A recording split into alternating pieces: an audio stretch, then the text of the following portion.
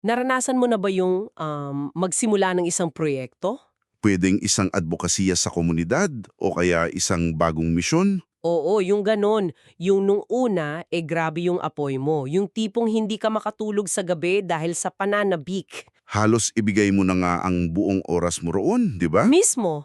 Pero paglipas ng ilang buwan o taon, unti-unting may nagbabago. Nararamdaman mo na yung bigat. Tama, yung dating nagbibigay sa'yo ng kagalakan na yun, makita mo lang yung mga mensahe sa telepono mo. O kaya yung napakahabang listahan ng mga kailangan gawin. Gusto mo nang umiwas, yung dating tinatawag mong bokasyon ay naging isang napakabigat na obligasyon na lamang. At kung pamilyar sa iyo ang pakiramdam na yan, ay hindi ka nag-iisa. Kaya naman ngayon, hihimayin natin ang isang napakagandong dokumento.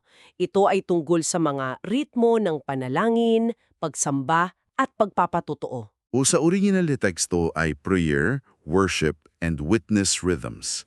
Ang misyon ng ating masusuring pag-aaral ngayon ay sagutin ang isang napakabigat na tanong, bakit nga ba madalas bumabagsak ang ating mga misyon at adikain? At ang nakakagulat na natuklasan sa mga tala natin ay hindi ito dahil sa kakulangan ng pondo. Hindi rin dahil sa maling estratehiya. Bumabagsak ito dahil sa tahimik na pagkaubos ng ating panloob na sigla.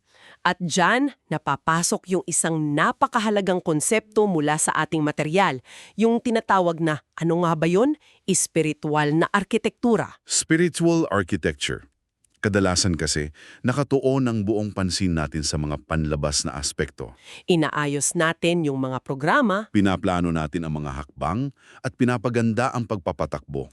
pero malinaw na ipinapakita sa dokumento na ang pananabik o yung emosyon na nararamdaman natin sa simula ay hindi sapat para magtagal. Dahil ang momentum ay mabilis maglaho kapag humarap na tayo sa mga totoong hamon ng buhay. Kaya kinakailangan natin ng mga sinadyang ritmo, intentional rhythms. Ito yung mga paulit-ulit na gawi na pumipigil sa atin na palitan ng walang humpay na activity ang tunay na pananatili natin sa ating layunin. Kapag nawala kasi ang mga ritmong ito unti-unting namamatay ang apoy ng misyon. At sa sobrang abala natin ay madalas hindi man lang natin ito namamalayan hanggang sa tuluyan na tayong maubos. Okay, himayin natin ito.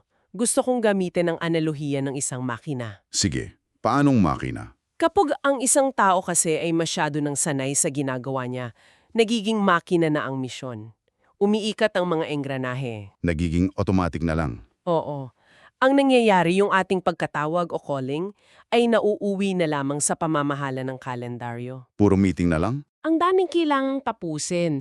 Nakikita natin na tahimik na namamatay ang misyon kapag ang panalangin ay nagiging reactionary na lang. Yung tatawag ka lang sa itaas kapag may problema. O kapag may kailangang desisyonan agad. Sa halip na ito ang maging pundasyon mo araw-araw, parang nagiging emergency hotline na lang ang panalangin. Imbes na maging pangunahing oxygen ng ginagawa natin. Totoo yan. At ang delikado, kasi sa pagiging isang makina, kapag patuloy lang ang pag-ikot, hindi mo napapansin na ubos na pala ang langis. Wala nang pampadulas. Kung titingnan natin ang theological na konteksto mula sa ating mga sanggunian, may isang napakalinaw na halimbawa nito sa aklat ng Apokalipsis. Sa particular, yung ikalawang kabanata, di ba? Oo, doon sa kung saan kinakausap ang simbahan sa Epeso. Anong yung natuklasan doon? Ang nakakabigani rito ay kung gaano katibay ang pundasyon ng simbahang yun.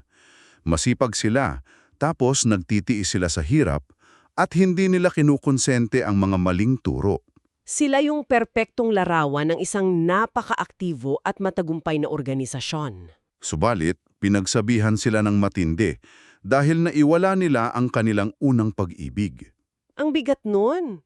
Ibig sabihin, naroon ang lahat ng mekanismo, naroon ang lahat ng programa, pero nawala ang mismong puso kung bakit nila ginagawa ang mga iyon. Ipinapakita nito na ang pagkaubos o burnout ay hindi lang simpleng problema sa kakulangan sa tulog. O maling pamamahala ng oras. Isa itong espiritual na senyales. Ito ay isang alarm bell na nagsasabing napalitan na ng pagiging abala ang tunay na ugnayan. Alarm bell pala ng kaluluwa yung pagkapagod natin, hindi lang sinyalis na kailangan natin ng kape na. Hindi na dadaan sa kapeya. Kung Kung ang panalangin pala ang unang nawawala kapag nagiging makina na tayo, paano ba natin ito maibabalik sa tamang lugar? Kailangan nating tingnan kung paano inilarawan ang panalangin sa mga notes natin. Inilalarawan ito bilang isang paghinga papaloob, inhalation. Nakakatuwang isipin na kailangan pala nating baguhin ang pananaw natin. Kasi madalas iniisip natin na ang panalangin ay pampagana lang. Yung tipong magdadasal tayo ng mabilis bago magsimula ang totoong trabaho. Pero ayon sa dokumento, ang panalangin mismo ay hindi lang paghahanda para sa misyon. Ito na mismo ang ating pakikibahagi sa misyon. Ang panalangin ang pinakatrabaho. Yan ang madalas nating makaligtaan at ipinakita ito ng napakalinaw sa buhay mismo ni Jesus. Paano idetalye iyan sa source natin? Kung susuriin natin ang Ebanghelyo ni Mateo, Kabanata 9, nakita ni Jesus ang mga nagdurusa at ang mga taong parang mga tupang walang pastol. Tapos ginamit ng may akda ang orihinal na Griegong salita na ano nga ulit yon? Splachchinizomai. Splachchinizomai, tama? Ang hirap bigkasin. Pero ano ba ang malalim na ibig sabihin niyan? Ito ay hindi lang simpleng pag-iling at pagsabing kawawa naman sila. Ang salitang ito ay tumutukoy sa isang matinding habag na nagmumula sa kailaliman ng pagkatao. Sa mismong bituka natin kung saan nararamdaman natin ang matinding emotion. Parang pinipilipit ang tiyan mo sa tindi ng awa. Pero ang mahalagang pansinin ay kung ano ang unang ginawa ni Jesus matapos maramdaman ang matinding habag na ito. Hindi siya agad naghanap ng mga bagong manggagawa. Hindi siya agad bumuo ng isang komite o nagplano ng isang malaking proyekto. Inutos niya muna ang pananalangin. Sabi niya, idalangin ninyo sa Panginoon ang aanihin na magpadala siya ng mga manggagawa. Ipinapakita nito na ang habag, gaano mang katindi, kapag walang kalakip na panalangin ay nauuwi lang sa isang nakakapagod na aktivista. Kaya ang panalangin ang nagaangkla ng ating emosyon doon sa mas malaking plano. Mismo. Grabe yung salitang splagnizuomai. Ramdam mo yung lalim ng emosyon. Nabasa ko rin dito sa mga materyales natin na may partikular na paraan daw kung paano nagiging mas malalim itong panalangin. Yung pagdadasal gamit ang tiyak na pangalan, Name-based intercession. Madalas kasi kapag nagdadasal tayo, masyadong pangkalahatan. Lord, pagpalain po sana ang aming komunidad. O kaya, tulungan po sana ang mga nahihirapan. Maganda naman iyon pero medyo malabo, di ba? Masyadong malawak, Paano na nag-iiba yung epekto kapag tiyak na pangalan ang binabanggit natin kumpara sa mga pangkalahatang panalangin? nagbabago ang lahat kapag nilagyan mo ng pangalan ng iyong panalangin dahil nagkakaroon ito ng mukha at kwento. Inilalarawan nito sa ating dokumento sa pamamagitan ni Apostol Pablo sa Romans 10.1. Anong sabi niya roon? Kapag binasa mo iyon, ay hindi siya nananalangin ng malabo. Partikular niyang idinadaang ang kaligtasan ng Israel. Pinangalanan niya ang kanyang pasanin. Binanggit din sa ating mga tala sina Hudson Taylor at ang mga misyonerong Moravian, di ba? Oo, kilala sila sa paggamit ng mga tiyak na listahan ng pangalan ng mga tao at mga bayan na araw-araw nilang ipinapanalangin. Kapag ginawa nating tiyak at may pangalan ng ating panalangin, hindi na ito isang konsepto lang ng pagtulong. Ito ay nagiging isang malalim na pakikipag-ugnayan sa taong iyon. Nagiging personal ang misyon mo dahil kilala mo kung sino ang ipinaglalaban mo sa panalangin. Eksakto. Pero nakikita ko nga dito, hindi lang pala sa listahan nagtatapos yung pagiging tiyak. May nabanggit din sa dokumento tungkol sa incarnational awareness. Kasama riyan yung tinatawag na prayer walks. Yung paglalakad mismo kung saan naglalakad ang mga tao at ang Diyos. May binanggit na halimbawa tungkol sa isang simbahan sa Midwest. Ano ba ang nangyari sa paglalakad nilang ito na nagpabago sa pananaw nila? Isa iyon sa pinakamagandang kwento sa ating sanggunian. Ang simbahang ito ay nagpasya na lumabas mula sa 4 na sulok ng kanilang gusali. Imbes na magdasal lang sa loob ay naglakad-lakad sila sa mga kalapit na apartment complex. Dahil sa pisikal na paglalakad na ito, ang pagbagal ng kanilang takbo, ang pagtingin sa paligid at ang paglanghap ng hangin doon, Napansin nila ang mga detalye na hindi nila makikita kung nagmamadali sila o kung nakakulong lang sila. nakita nila ang mga single mother na hirap magbitbit ng mga pinamili paakyat sa hagdan. Nakita rin nila ang mga malulungkot na matatanda na tahimik lang na nakadungaw sa kanilang mga balkone na naghihintay ng makausap. Sa sandaling iyon, ang kanilang panalangin ay nagkaroon ng laman at dugo. Ang incarnational awareness pala ay ang pagpasok mo mismo sa realidad ng mga taong nais mong tulungan.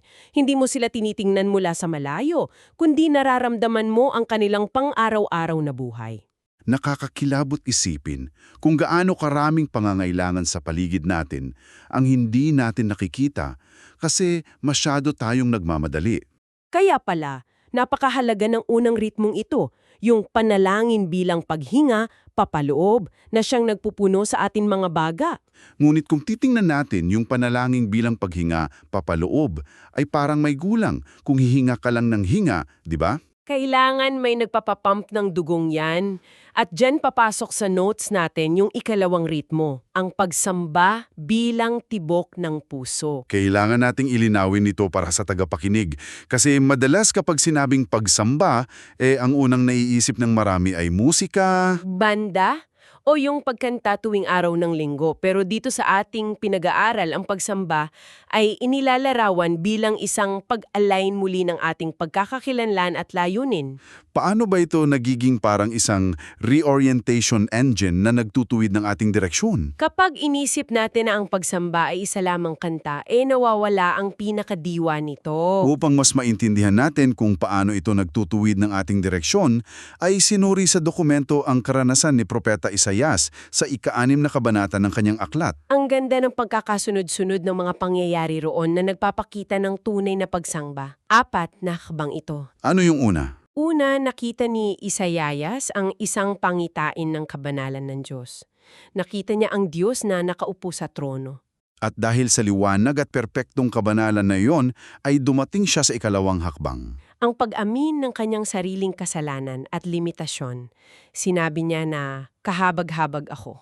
Nakita niya kung gaano siya kadumi kumpara sa presensya ng Diyos. Pagkatapos noon ay ang ikatlong hakbang, ang paglilinis, kung saan pinadampian ng isang anghel ang kanyang mga labi ng nagbabagang baga. At kapag dulaan ka sa pangitain, sa pag-amin at sa paglilinis, saka pa lamang darating ang ika-4 na hakbang. Ang pagpapadala. Dito sinabi ni Isaias, narito ako, isugo mo ako. Ipinapakita ng kwentong ito na ang tunay na misyon ay hindi nagsisimula sa pansariling ambisyon. O sa pag-iisip na magaling tayo. Nagsisimula ito sa pagpapasakop at pagkakakita kung sino talaga ang Diyos. Ang ganda ng daloy na iyon.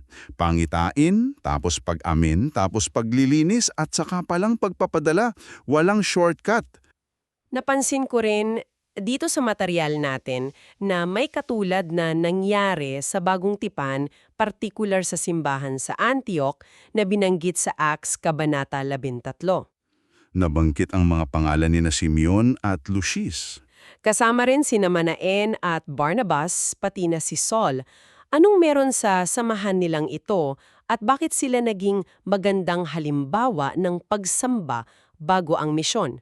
Ang nakakabigahani sa grupong iyon sa Antioch ay ang kanilang pagkakaiba-iba. Meron silang iba't ibang pinagmulan, tapos iba't ibang kultura at antas sa lipunan. Isang tunay na melting pot. Pero nung nagkasama-sama sila, hindi sila nagpatawag ng board meeting agad para magplano kung paano pabalawakin ang impluensya nila. Ayon sa teksto, sila ay naglaan muna ng oras upang sumamba sa Panginoon at mag-ayuno. Ibinigay nila ang oras na iyon para mag-align muli sa presensya ng Diyos. At sa kalagitnaan ng pagsambang iyon, nagsalita ang Espiritu Santo na ibukod sina Barnabas at Saul para sa isang tiyak na misyon. Ang direksyon at estratehiya nila ay lumabas mula sa malalim na kapaligiran ng pagsamba, hindi mula sa isang business plan. Ibig sabihin pala, ang pagsamba ay nagbubukas ng ating mga tenga para marinig kung ano talaga ang dapat nating gawin. Ganun na nga. Pero paano naman yung sa araw-araw na buhay? Kasi hindi naman tayo laging nasa loob ng simbahan na mag-aayuno kasama ng mga kaibigan natin. Paano nagiging bahagi ng ating ordinaryong buhay ang ritmong ito ng pagsamba? Nakakonekta yan sa sinasabi sa ating sanggunikan mula sa Romans 12:1-2 kung saan tinatawag tayo na ialay ang ating mga katawan bilang mga buhay na handog. Ang pagsamba ay hindi natatapos kapag lumabas ka ng pinto ng inyong pagtitipon. Nagdidikta ito ng iyong araw-araw na etika ng pamumuhay. Binanggit sa teksto bilang halimbawa sina Dietrich Bonhoeffer at William Wilberforce. Kunin natin ang ulat tungkol kay Wilberforce. Ayon sa dokumento, namuno siya sa isang napakahabang pampulitikang kampanya sa Inglaterra laban sa kalakalan ng mga alipin. Napakabigat ng laban na iyon na tinaapot ka mga dekada, di ba? Oo, pero ayon sa mga tala, ang kanyang kapang at mga pampulitikang estratehiya ay hindi hiwalay sa kanyang pananampalataya.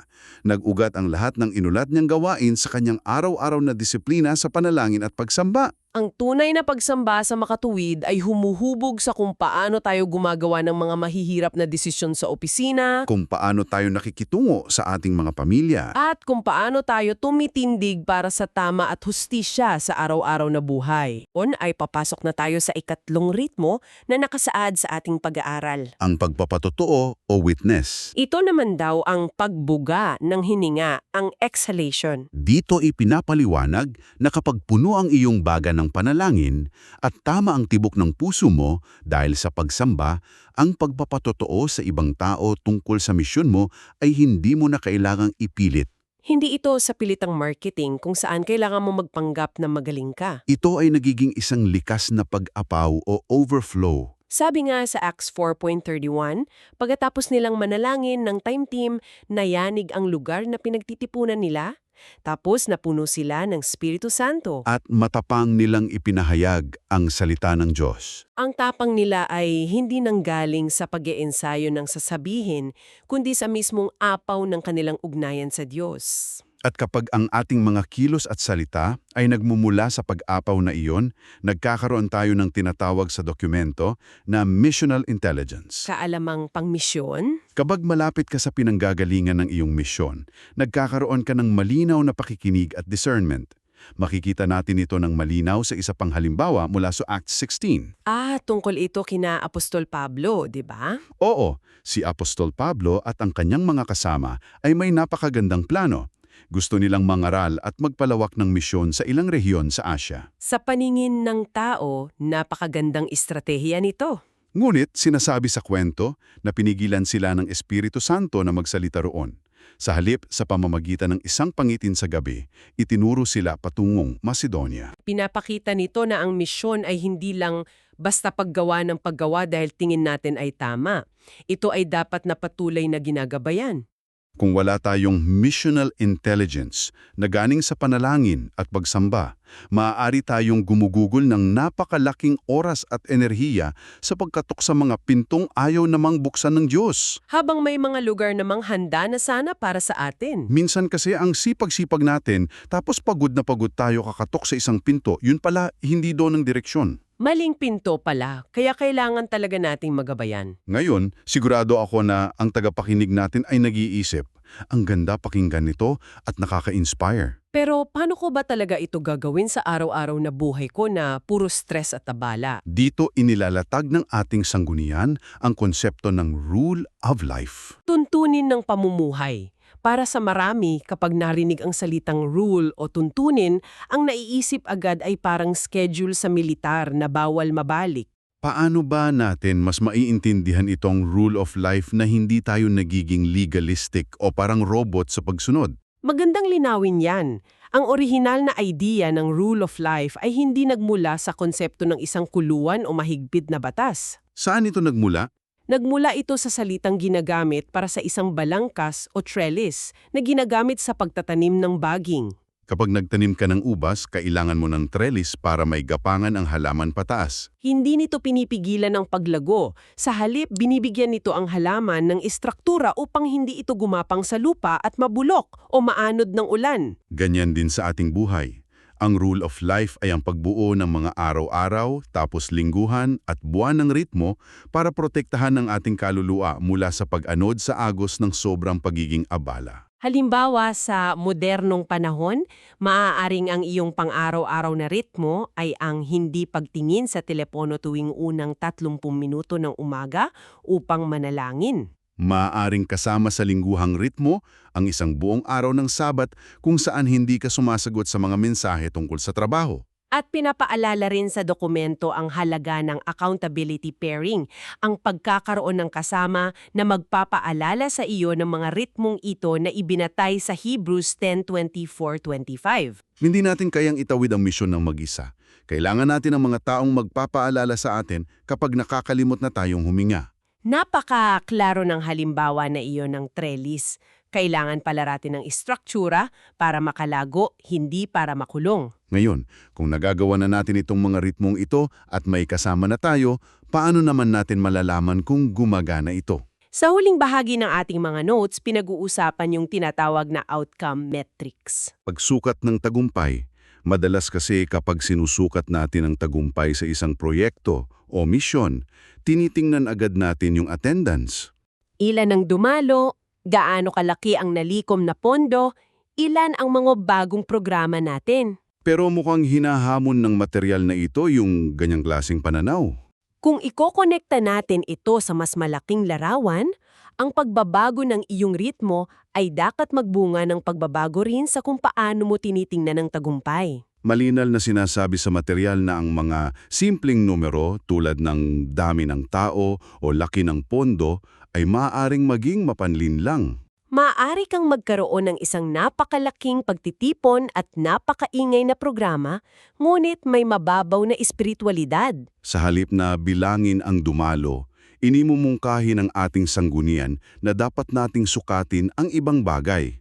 Tulad ng dumadalas ba at lumalalim ang panalangin ng mga taong kasangkot? Mayroon bang mga totoong kwento at testimonya na nagpapakita ng mga pag-uusap na malinaw na ginabayan ng espiritu? Nakikita ba natin ang pag-usbong ng mga bagong leader na tahimik na nahuhubog ng kanilang sariling devosyon? At higit sa lahat, naroroon ba ang patuloy na kagalakan o sustained joy sa mga taong gumagawa ng misyon? Kumpara sa unti-unting pagkaubos at burnout, ang kagalakan na nagtatagal ay isang napakalinaw na senyales na nakakonekta sila sa tunay na pinagmumulan ng lakas. Sustained joy, imbis na burnout. Iyan pala ang ultimate na patunay na nasa tamang ritmo ka. Nakakatuwang makita na kapag pinagsama-sama natin ang lahat ng ito ay napakalinaw ng larawan na nabubuo. Ibubuod natin ang ating malalim na pag-aaral ngayon. Ang panalangin ay ang paghinga papasok. Ito ang kumukuha ng lalim at buhay mula sa mismong presensya ng Diyos. Ang pagsamba ay ang tibok ng puso. Ito ang patuloy na nagtutuwid ng ating pagkakakilanlan at nagpapaalala sa atin kung sino ang tunay na may kontrol. At ang pagpapatotoo o witness ay ang pagbuga ng hininga. Ito ang natural at hindi sa pilitang pagbabahagi sa mundo ng kung ano ang natanggap at naranasan natin sa loob. Ikaw na nakikinig sa amin ngayon ay gusto kitang tanungin ng diretsahan. Sa aling bahagi ng iyang buhay, sa iyang trabaho man, pamilya o bokasyon, kakasalukuyang tumatakbo na parang nauubusan na ng hininga. Baka puro ka pagbuga, puro ka trabaho at puro ka bigay ng oras sa iba, pero nakalimutan mo ng huminga papaloob at hayaang tumibok ng maayos ang iyong puso. Pagtatapos, nais kong iwanan kayo ng isang malalim na kaisipan mula rin sa kabuuan ng ating tinalakay. Isipin mo ito. Ipinapakita sa aklat ng Genesis na ang mismong tagapaglikha ng universo ay naglagay ng ritmo ng araw, tapos gabi at pamamahinga o Sabbath sa mismong istruktura ng kalikasan. Hindi niya ginawang puro liwanag at trabaho ang mundo. Kung ang kalikasan mismo ay nangangailangan ng pananahimik ng taglamig bago sumapit ang tagsibol upang mumunga muli, bakit natin iniisip na tayong mga tao ay makakayanan nating ipagpatuloy ang ating mga personal na misyon ng parang mga makinang walang patayan? Bakit tingin natin ay hindi natin kailangan ng espaso para sa pananahimik? Baka ang hinihingi mong breakthrough o pag-usad ay hindi naghihintay sa iyong susunod na malaking hakbang o sa susunod na malaking proyekto. Baka ang tagumpay na hinahanap mo ay naghihintay sa iyong matapang na pagtigil upang muli kang sumabay sa tamang ritmo. Napakalalim yan. Ang breakthrough ay maaring matagpuan sa mismong pagtigil natin. Maraming salamat sa pagsama sa amin sa malalimang talakayang ito. Sana ay nakapagbigay kami ng sariwang pananaw, tapos inspirasyon at espasyo para makahinga muli ang inyong mga isip at kaluluwa sa gitna ng inyong mga pinagkakaabahanan. Hanggang sa muli, patuloy na mag-aral, patuloy na maghanap ng katotohanan, at patuloy na mag-isip ng malalim. Magandang araw at pagpalain kayo sa patuloy ninyong pagakbang sa inyong mga misyon.